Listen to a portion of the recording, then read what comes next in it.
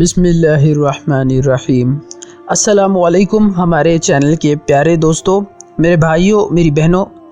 بہت سارے لوگ واٹس ایپ پر میسج اور کامنٹس کرتے ہیں کہ ہم نے آپ کے بتلائے ہوئے وظائف کیے مگر کوئی فائدہ حاصل نہ ہوا۔ آپ کے علاوہ ہم نے اپنی پریشانی، مصیبت اور تکلیف کو ختم کرنے کے لیے فلاں جگہ سے وظائف اکٹھے کیے، دعائیں کی، مگر ان سے کسی طرح کا کچھ فائدہ حاصل نہ ہو سکا۔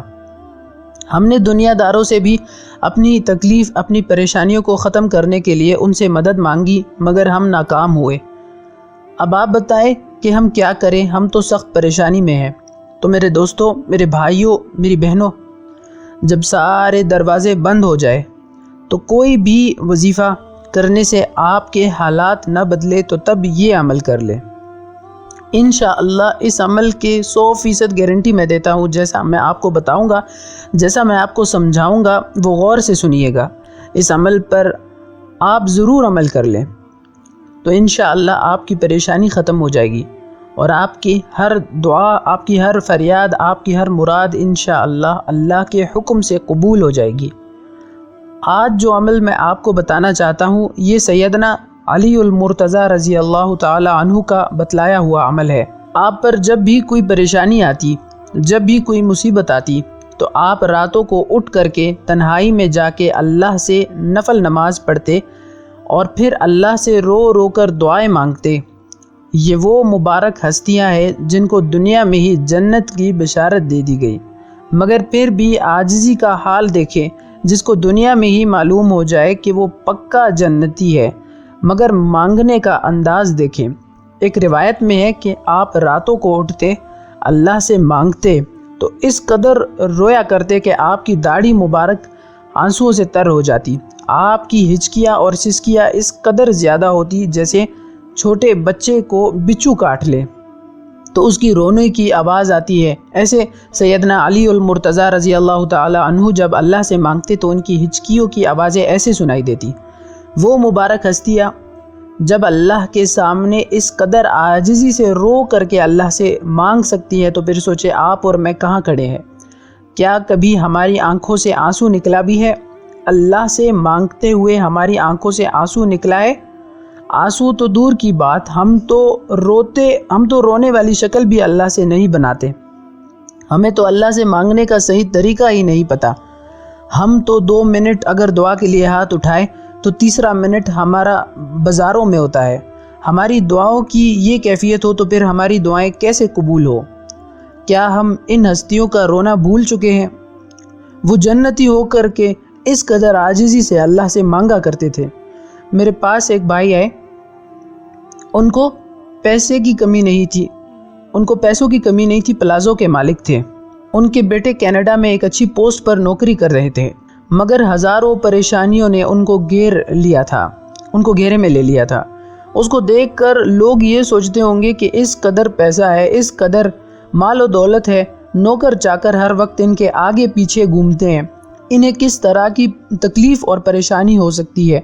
لیکن یاد رکھیے گا، جو ارب پتی ہو، کھرب پتی ہو، اگر اس نے اللہ کو ناراض کیا ہے تو اللہ پھر اس کا سکون چھین لیتا ہے۔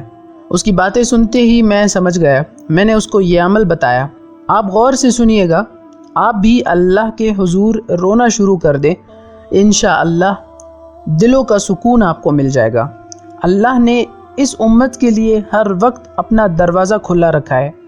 آپ اپنے گھر میں کسی ایسے کونے میں جائیں جو سب سے آخر میں ہو، وہاں آپ کی سسکیوں کو آپ کے علاوہ کوئی اور نہ سن سکتا ہو، جہاں آپ کے دل کو لگے کہ یہاں اللہ سے باتیں کروں گا تو کوئی دوسرا میری آواز کو نہیں سن سکے گا۔ وہاں جانے سے پہلے اچھی طرح وضو کر لے، جا نماز بچھائے، 2 رکعت نماز توبہ کی نیت کریں، پھر مصلی پر کھڑے ہو جائیں، اچھی طرح سے آپ نماز پڑھیں، اسی جگہ سلام پھرنے کے بعد بیٹھ جائیں، پھر اللہ کو اپنے دکھڑے سنائیں، اللہ کو اپنی فریاد سنائیں، اللہ سے معافی مانگے۔ یا اللہ، ہم نے فلاں وقت تجھے ناراض کیا تھا، اس وقت آپ کی یادداشت آپ کا ساتھ دے گی۔ یا اللہ تو نے اپنے بندے میرے پاس فلاں وقت میں فلاں کام کے لیے بھیجے تھے، اس وقت یا اللہ وہ کمزور تھے، میں طاقتور تھا، میں نے ان کو ڈانٹا، یا اللہ میں نے فلاں وقت میں ایسا کام کیا جو تیری ناراضگی کا باعث بنا، اگر تو چاہتا تو مجھے اسی وقت عذاب دے دیتا، مگر تیری رحمت نے ایسا نہ کیا اور تو ناراض ہو گیا، تو نے میرے دل کا سکون چھین لیا، یا اللہ میرے فلاں وقت میں نے تیرا بڑا دل دکھایا تھا، تیرے محبوب کو ناراض کیا تھا، آج تو مجھے معاف فرما۔ اپنی سسکیوں کو اللہ کے سامنے رو رو کر، اپنے غموں کو اللہ کے سامنے رو رو کر فریادیں کر کے اللہ کو سنائے۔ جو آپ پر مصیبت والا وقت آیا ہے، آپ اس کو سامنے رکھیں، اس کو سامنے رکھ کر کے روئیں۔ میرے پاس دور دور سے بندے آتے ہیں، مجھے اپنے دل کی دکھڑے سنا کر کے کہتے ہیں کہ جب ہم آپ کو اپنے دل کے دکھڑے سناتے ہیں تو دل ہلکا ہو جاتا ہے۔ مجھ جیسا عاجز، مسکین اور گناہگار بندے کو دل کے دکھڑے سناتے ہوئے اگر دل ہلکا ہو جاتا ہے تو پھر بادشاہوں کے بادشاہ، پھر ارحم الراحمین، پھر اس کے سامنے جب آپ اپنے دل کے دکھڑے سنائیں گے تو آپ کا دل کیسے ہلکا نہیں ہوگا۔ آپ یقین مانیں، میں نے تنہائی میں لوگوں کو جب اللہ سے رو رو کر مانگتے ہوئے دیکھا ہے تو ان کی زندگیوں میں تبدیلیاں میں نے خود محسوس کی ہیں۔ یقین مانیں، میں نے رونے سے بڑی بڑی تکلیفوں کو، بڑی بڑی بیماریوں کو، بڑی بڑی پریشانیوں کو ختم ہوتے دیکھا ہے۔ میں نے رونے سے جن کی نوکریاں نہیں تھی ان کو اچھی نوکریوں پر کام کرتے دیکھا ہے۔ میں نے رونے سے جن کی اولادیں نہیں تھی ان کی جولیوں کو بھرتے ہوئے دیکھا ہے۔ میں نے ان کو رونے کے لیے جو فصلوں کے تباہ ہونے کے لیے رو رو کے اللہ سے مانگتے تھے، ان کے فصلوں کو آباد دیکھا ہے۔ میں نے دیکھا ہے جو کہا کرتے تھے کہ ہم پر بہت بڑی پریشانی آنے لگی ہے، بہت بڑی مصیبت آئی ہے، ہم مر جائیں گے، مگر اللہ سے مانگا تو تمام پریشانیاں ختم ہو گئی۔ اللہ سے صرف اپنی دولت، شہرت، اولاد کے لیے نہیں بلکہ اللہ سے اس امت کے لیے بھی مانگے۔ آج اپنے لیے تو ہر کوئی مانگتا ہے، ہر کوئی دعائیں کرتا ہے، اپنے لیے تو ہر کوئی شہرت کے لیے بھی دعا مانگتا ہے، مگر اگر کوئی مانگنے والا نہیں ہے، اس امت کے لیے بھی رو رو کے اللہ سے مانگے، اللہ سے دعائیں مانگے۔ اللہم صلی علی سیدنا محمد وعلی آل سیدنا محمد وبارک وسلم۔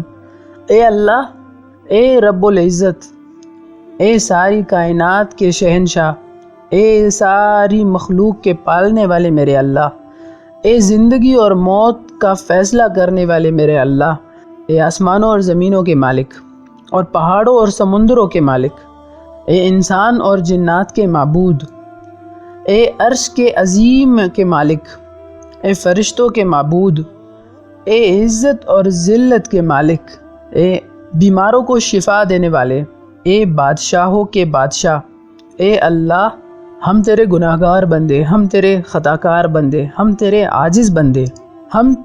عاجز بندے تیری پاکی بیان کرتے ہیں اور تیرے آگے دعاؤں کے لیے ہاتھ پھیلاتے ہیں۔ ہماری خطاؤں کو معاف فرما، ہمارے گناہوں کو معاف فرما میرے مالک۔ اے اللہ، ہمیں، ہمارے ماں باپ اور ہمارے اہل و عیال اور تمام مسلمانوں پر، مردوں اور عورتوں کو بخش دے، اور سب تعریف اللہ کے لیے ہی ہے جو تمام جہانوں کا پالنے والا ہے۔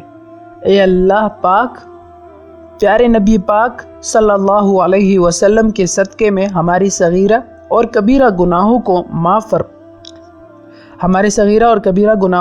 فرما دے اور ہمیں دوزخ کے عذاب سے بچا دے، ہمیں دوزخ کے عذاب سے بچا دے۔ اے میرے اللہ، ہمیں، ہمارے والدین اور تمام مسلمان مرد عورتوں کو بخش دے، ہمیں، ہمارے والدین اور تمام مسلمان مرد عورتوں کو بخش دے۔ اے اللہ پاک، ہمارے قبر کے عذاب سے ہمیں تو محفوظ رکھنا۔ اے اللہ پاک، جو بے اولاد ہے تو انہیں اولاد عطا فرما، جو قرضدار ہے، جو قرضوں میں مبتلا ہے، ان کے قرضوں کو معاف فرما دے، ان کی قرضوں کی خلاصی کا بندوبست فرما دے۔ میرے اللہ، اللہ جو بے روزگار ہے تو انہیں روزگار عطا فرما دے۔ اے اللہ ہم سب کو اپنے والدین کا فرمانبردار بنا دے اور اپنے والدین کی خدمت کرنے کی توفیق عطا فرما۔ اے اللہ پاک، نبی پاک صلی اللہ علیہ وسلم کے صدقے میں جنہوں نے اس کار خیر میں حصہ لیا، ان کی اس کاوش کو قبول فرما اور اس کام کو ہمارے لیے توشہ آخرت بنا دے۔ اے تمام جہانوں کے مالک، دنیا سے رخصت ہوتے وقت ہماری زبان پر اور دل اس بات کی شہادت دے رہی ہو، اشہد ان لا الہ الا اللہ وحدہ لا شریک لہ واشہد ان محمدا عبدہ ورسولہ۔ اے تمام جہانوں کے مالک، ہماری دعاؤں کو قبول فرما دے، آمین یا رب العالمین۔